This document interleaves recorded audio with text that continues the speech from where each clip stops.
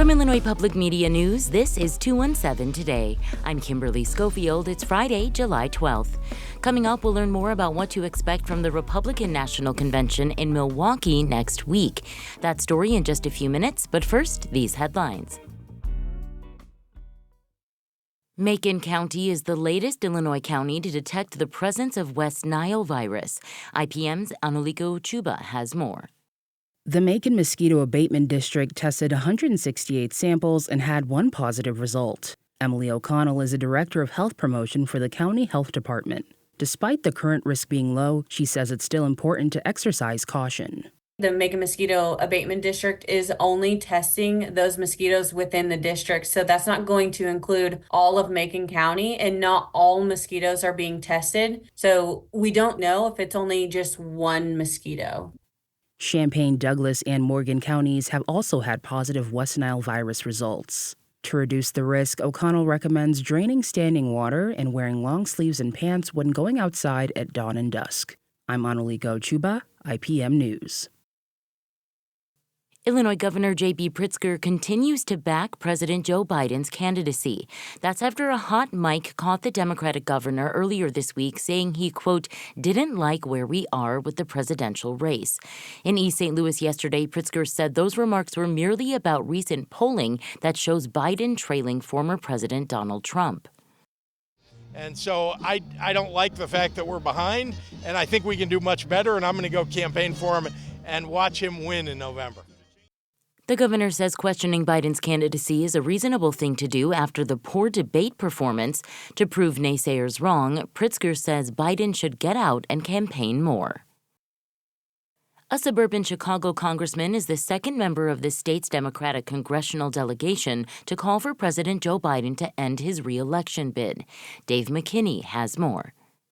Congressman Brad Schneider today called on Biden to step aside after his damaging debate performance. Last week, Democratic Congressman Mike Quigley called for Biden to relinquish the party's presidential nomination. In a statement, Schneider said, quote, I love President Biden. I am forever grateful for his leadership and service to our nation. The time has come, however, for President Biden to heroically pass the torch to a new generation of leadership to guide us to the future he has enabled and empowered us to pursue. Schneider is the 11th House Democrat to publicly seek Biden's departure from the party's fall ticket. This is Dave McKinney. Central Illinois Congressman Eric Sorensen has signed onto a bipartisan bill aimed at curbing the flow of fentanyl across the southern U.S. border. I have said from day one that we in Congress, we need to secure our southern border. The flow of drugs like fentanyl, it's hurting American families. The Stop Fentanyl at the Border Act proposes giving $5.3 billion to scanning technology and hiring more Border Patrol agents. Officials predict just 5 to 10% of fentanyl smuggled across the U.S.-Mexico border is interrupted using current methods. Still to come, we'll learn more about what to expect from the Republican National Convention in Milwaukee next week. That story is coming up next on 217 Today. Next time on the 21st show are Friday news roundups, including a former Republican state senator sentenced to federal prison for corruption. We'll also talk politics with our Washington reporter, Linda Kenyon.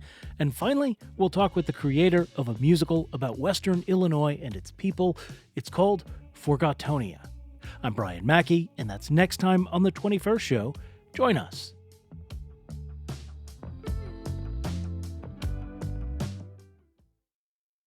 You're listening to 217 Today. I'm Kimberly Schofield. Illinois Republicans are preparing to head to Milwaukee for next week's Republican National Convention, where they'll nominate Donald Trump to be the party's official nominee for president. The state party now appears to be in lockstep with their presidential pick, even though Trump has twice lost Illinois. And intense infighting recently cost the Illinois GOP's leader his job. As Alex Degman reports, the next week will likely feature some tough decisions on where the Illinois Republican Party hopes to go. Trump delegate Kent Gray has more than 200 presidential Christmas cards. That's the JFK one, the year he died. So they actually got delivered like the day before he left for Dallas. Wow. The attorney from an upscale suburb of Springfield has been a political junkie most of his life and a name in local Republican circles for some time. He ran Trump's Illinois and Missouri campaigns in 2016 until he booked a Trump rally at UIC in Chicago that was overrun with protesters. My name's on the contract for the UIC rally/riot, which was pretty wild. I was up at that one. Trump never showed up. Gray has lost several races in local, state, and national politics, but he was a John McCain delegate in 2008 and an alternate for Trump in 2016. Voters this year selected him and 50 others to be Trump delegates, and he loves it. A lot of people follow sports, a lot of people follow, TV shows, a lot of people follow all kinds of different stuff. Kind of my interest is politics.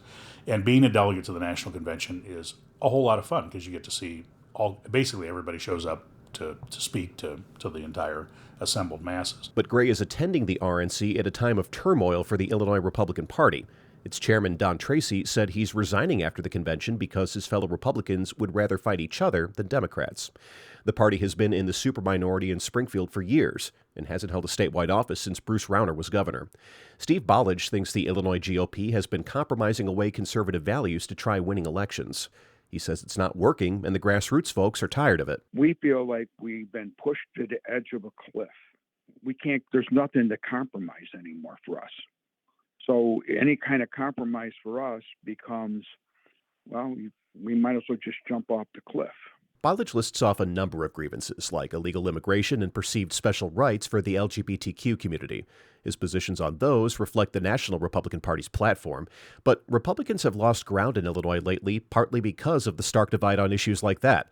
But Ballage thinks there's plenty for the party to build on, given strong agreements on kitchen table issues like public safety and high taxes. I haven't had anybody say that they like the idea of all these illegals coming in. I haven't had anybody say that they're happy about the spending that's going on, because whether you're a Republican or Democrat, J.B. Pritzker's spending money like water. Regardless of Trump's poor performance in past Illinois elections, Ballage can't wait to nominate Trump once again. I am super excited. I'm waiting to see what this is all about, because I don't know. But I'm assuming that I'll meet a lot of very interesting people. Ballage is a diehard Trump supporter, and he's also a supervisor in Homer Township in Will County. After a New York jury convicted Trump of falsifying business records, he raised an upside-down American flag in front of the township's administration headquarters last month. But he put it right side up when people got angry. Kent Gray, the Springfield area attorney, isn't making predictions about the future of the party, but he is sure about a few things next week. We will get together and we will have a vote on making Donald Trump the presidential nominee, and whoever he picks for vice president is the vice presidential nominee. And we'll have a lot of networking and a few cold beverages and probably some fun in Milwaukee and a whole lot of hot air from politicians speaking for 4 days. I'm Alex Degman. Listen for reports from the RNC all next week on Morning Edition and 217 Today. Plus, the 21st show will have Republican leaders and on-the-ground reporting from Milwaukee all next week at 11 a.m. on AM 580. At night, listen to the RNC speakers on AM 580 or watch WILL TV. You can also connect with this coverage by downloading the updated Illinois Public Media app. And finally, in your forecast, mostly sunny skies with a high near 85 degrees today. And that's it for today. 217 Today is produced by Stephanie Mosqueda. Reporting today contributed by Anuliko Ochuba, Will Bauer, Dave McKinney, Lauren Warnecki, and Alex Degman. Music by the Kilbourne Alley Blues Band. Reginald Hardwick is our news director. I'm Kimberly Schofield. 217 Today is a production of Illinois Public Media. Thanks for listening, stay safe, and we'll talk to you again on Monday. Have a great weekend.